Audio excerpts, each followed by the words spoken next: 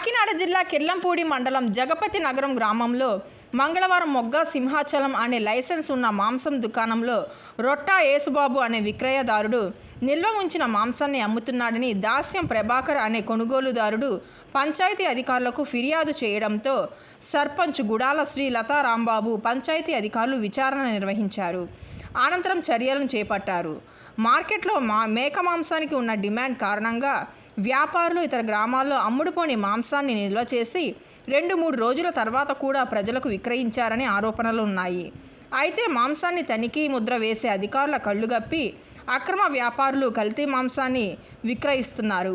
ఈ సందర్భంగా పంచాయతీ కార్యదర్శి రమేష్ బాబు మాట్లాడుతూ కొనుగోలుదారుడు ప్రభాకర్ ఫిర్యాదు మేరకు మాంసం దుకాణాల్లో తనిఖీలు చేపట్టగా నిల్వ ఉంచిన మేక మాంసాన్ని అమ్ముతున్నట్లు నిర్ధారణ కావడంతో సర్పంచ్ గుడాల శ్రీ లతా రాంబాబు ఆదేశాలతో ప్రజా ఆరోగ్యాన్ని దృష్టిలో ఉంచుకొని మాంసం దుకాణం లైసెన్సు రద్దు చేస్తున్నట్లు మీడియాకు తెలిపారు.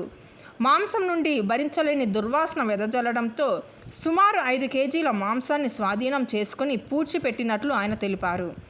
మేక మాంసం క్వాలిటీగా ఉండాలంటే పశుసంవర్ధక శాఖ అధికారుల ఆధీనంలో పరిశీలించిన తర్వాతే మార్కెట్లో అమ్మకాలు జరిగేందుకు పంచాయతీ అధికారులు కృషి చేయాలని స్థానికులు కోరుతున్నారు. ఈ కార్యక్రమంలో Kirlampudi Telugu Desam party town president Maddala Manikanta Swamy, panchayat ward మెంబర్లు, పంచాయతీ సిబ్బంది తదితరులు పాల్గొన్నారు.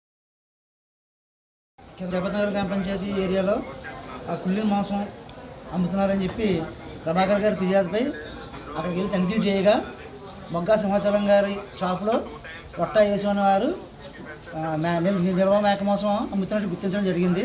అది నిర్ధారణకు వచ్చిన తర్వాత దాన్ని శాస్త్రీయపరంగా దాన్ని బ్లీచింగ్ అది వేసి కప్పెట్టి ఇప్పుడు అతనిపై చర్యలు తీసుకోవడానికి తాత్కాలికంగా అతనిపై ఆ షాపు రద్దు చేయడం జరుగుతుంది. చేసి అతనిపై ఇంకా చర్యలు తీసుకోవడానికి మేము సిద్ధంగా ఉన్నాం.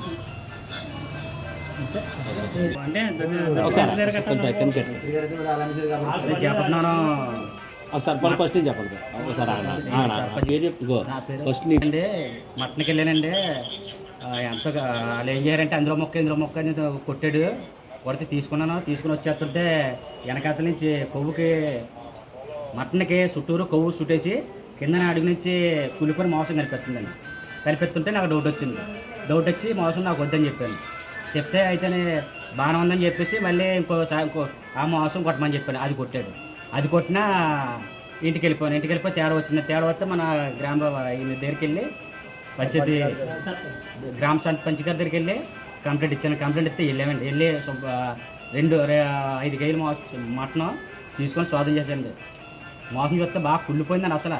ఇప్పుడు ప్రజలు తింటున్నారండి. ఏంటంటే అసలు ఫాల్ట్. మరి జనాలు చచ్చిపోతారా బతుకుతారా? జనాలు అంతలాగా పిల్లలు తినేదంటే పిల్లలన్నా పట్టుకెళ్తారు కదండి. అంతలా దూరంగా వాసన వచ్చేస్తుందండి.